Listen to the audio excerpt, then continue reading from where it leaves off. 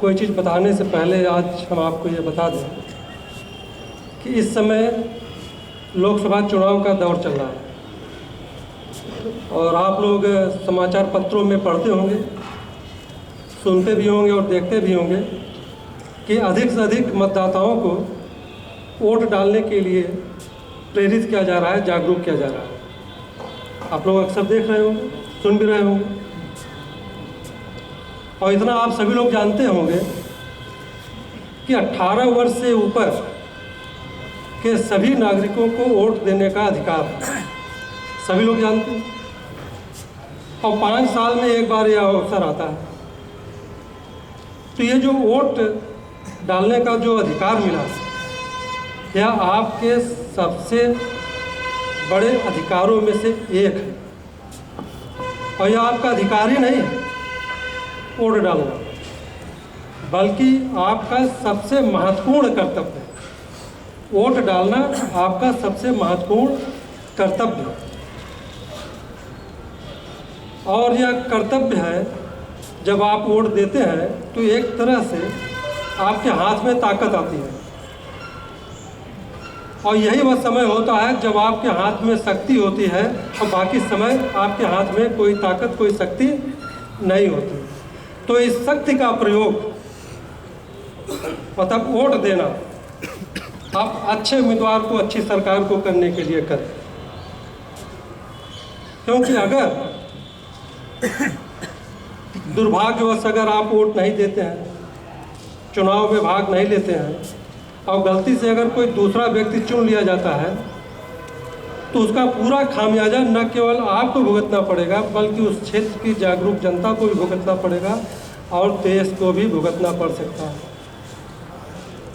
जब आप वोट नहीं देंगे, जब आप चुनाव में भाग नहीं लेंगे तो कोई ऐसा व्यक्ति चुन लिया जाएगा जिसकी दया पर आप आश्रित रहेंगे।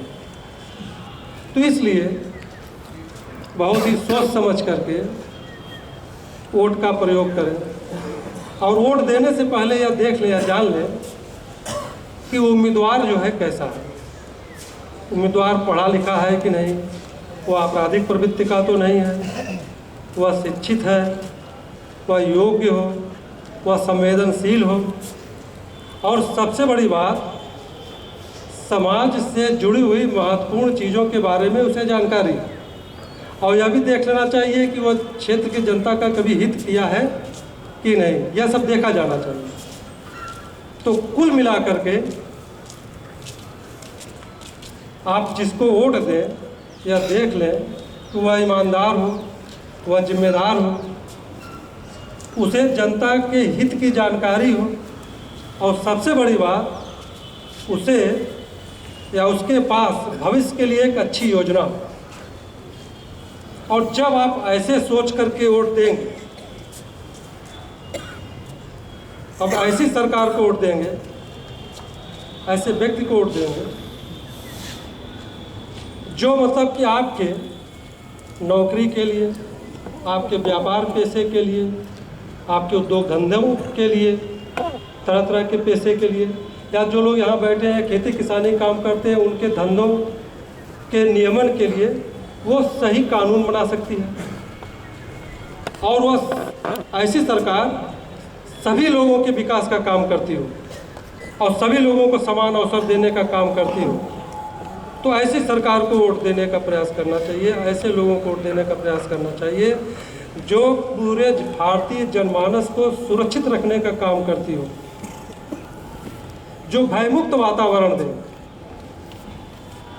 जो देश हित को महत्व दे, जो देश को मजबूत बनाने की आकांक्षा रखता हो। क्योंकि जब देश मजबूत रहेगा तभी तो हम लोग सुरक्षित रहेंगे, तभी तो विकास कर पाएंगे। इसलिए वोट बहुत ही सावधानी से दें। और एक चीज़ का और ध्यान रखें, प्रायः ऐसे समय में कुछ लोग चंद पैसों में बिक जाते हैं। अगर कुछ लोग चंद पैसों में बिकते हैं तो ये समझ लीजिए कि आप अपने ज़मीर को खो रहे हैं। चंद पैसों से आपका कितना विकास होगा, 1 दिन, 2 दिन, 3 दिन।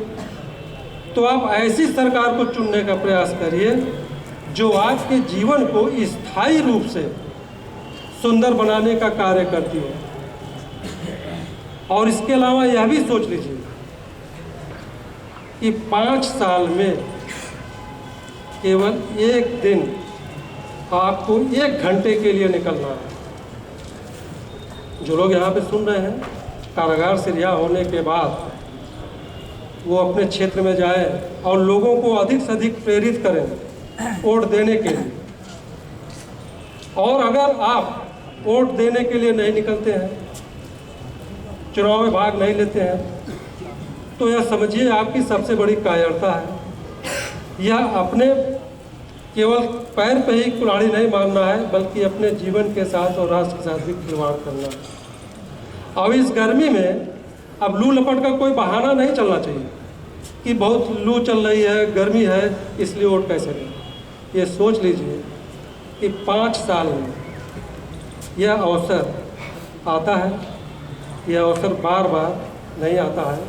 इसलिए मेरा आप सभी लोगों से विनम्र निवेदन है कि जब भी रिहा होकर के जाए इस दौरान, तो अपने साथी लोगों से अधिक लोगों को जागरूक करिए कि मतदान में भाग अवश्य लें, अपना बेशकीमती वोट अवश्य दें। धन्यवाद।